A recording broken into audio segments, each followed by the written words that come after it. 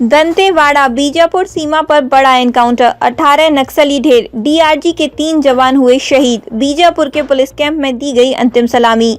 Green corridor की अवधि 2 दिसंबर रात 12 बजे समाप्त होने के बाद छत्तीसगढ़ पुलिस ने दंतेवाड़ा और बीजापुर के सीमावर्ती इलाकों में एक बार फिर बड़ा ऑपरेशन शुरू किया। इस दौरान 3 दिसंबर की सुबह करीब 9 बजे सुरक्षा बलों और नक्सलियों के बीच लगातार मुठभेड़ होती रही। मुठभेड़ में कई नक्सली मारे गए, वहीं डीआरजी के 3 जवान शहीद हो गए। बीजापुर में शहीद जवानों को अंतिम सलामी देने पहुंचे बस्तर रेंज के आईजी सुंदर राज पी ने बताया कि कई दिनों तक जारी आत्मसमर्पण नीति के बावजूद जो नक्सली मुख्यधारा में शामिल नहीं हो रहे हैं, उनके खिलाफ सीमावर्ती क्षेत्रों में लगातार अभियान चलाए जा रहे हैं। उन्होंने कहा कि इस ऑपरेशन में डीवीसीएम और पीएलजीए बटालियन नंबर 2 के कमांडर वेला मुड़ियामी समेत कुल 18 नक्सली ढेर किए गए। आईजी ने बताया कि शहीद हुए तीनों डीआरजी जवानों को पुलिस कैंप में श्रद्धांजलि देने के बाद उनके पार्थिव शरीर को उनके गृह ग्राम रवाना कर दिया गया है।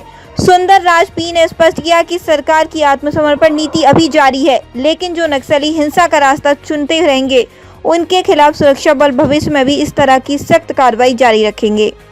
ठीक है। बड़ा इनकाउंटर था और 18 नक्सली अभी तक मारे गए पता लग रहा है और 3 जवान भी शहीद हुए हैं। क्या कुछ अपडेट है उसमें सर की, और क्या कुछ रिकवरी वहाँ से होगा? भारत सरकार और छत्तीसगढ़ शासन की मंशा अनुरूप, क्षेत्र की जनता के इच्छा अनुरूप बस्तर संभाग के अंतर्गत माओवादियों के विरुद्ध लगातार सुरक्षा बल द्वारा प्रभावी कार्रवाई करते आ रहे हैं। इसी क्रम में कल दिनांक 3 दिसंबर को जिला बीजापुर एवं दंतेवाड़ा का सीमावर्ती होटेनार क्षेत्र में जो माओवादियों की उपस्थिति का आसूचना का आधार पर DRG Bijapur, DRG Dantewada, STF cobra, CRPF की संयुक्त टीम अभियान के लिए रवाना हुई। अभियान के दौरान कल प्रातः 9 बजे से लेकर अनेक बार माओवादी एवं सुरक्षा बल के बीच में रुक कर फायरिंग हुई। फायरिंग के उपरांत इलाका कर सर्चिंग के दौरान अलग अलग अवधि में अलग अलग संख्या में माओवादियों का डेड बॉडी रिकवर की गई। लगातार कल शाम रात तक भी सर्चिंग ऑपरेशन और आज 4 तारीख को पुनः भी सर्चिंग अभियान प्रारंभ कर अभी तक लगातार आसपास इलाके में कॉम्बिंग सर्चिंग जारी है। अभी तक अपडेट है, टोटल 18 माओवादियों का डेड बॉडी मुठभेड़ स्थल से रिकवर की गए थे। उसमें डीवीसीएम और पीएलजी कंपनी नंबर 2 का कमांडर वेला मुड़ियामी और अन्य माओवादी कैडर का जानकारी भी प्राप्त हो रहा है। शेष माओवादी कैडर का भी शिनाख्ती कार्रवाई थोड़ी देर पश्चात कंप्लीट हो जाएगा। उसके बाद फिर डिटेल जानकारी प्रस्तुत की जाएगी।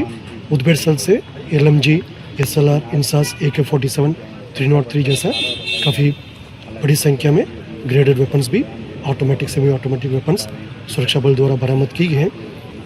इस मुठभेड़ लगभग 12 घंटे से लगातार काफ़ी हेवी फायरिंग के बीच में चलते रहा। हमारा सभी बल सदस्य बहुत बहादुरी से इस मुठभेड़ को सामने किया, माओवादियों का हमला का मुंहतोड़ जवाब दिया। इस कार्रवाई के दौरान हमारा 3 जो बहादुर जवान डीआरजी बीजापुर का हेड कांस्टेबल मोहन बढ़ती है, कांस्टेबल दुकाराम गोंदे है और एक डीआरजी बल सदस्य रमेश सोडी। इस प्रकार हमारा 3 जो बहादुर जवान जो माओवादियों का काफ़ी बहादुरी से मुकाबला किया, बट अनफॉर्चुनेटली उनका शहादत होगी।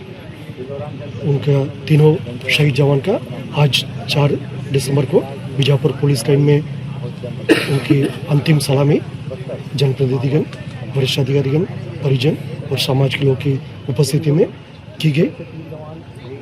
और तीनों जो हमारा शहीद जवान का पार्थिव शरीर उनके ग्राम के लिए रवाना किए गए थे।